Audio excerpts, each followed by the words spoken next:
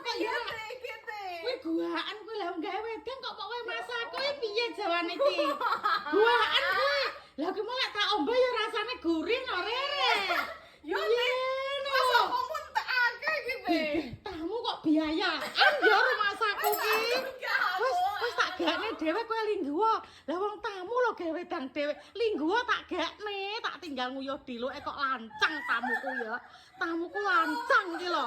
Jenenge wedang kopi kok diwehi gulane masako ki lho apa umum. Ora tekon-tekon sik lingguwa, tamu kowe lingguwa tak gakne. Lah tamu kok lancang ki lho.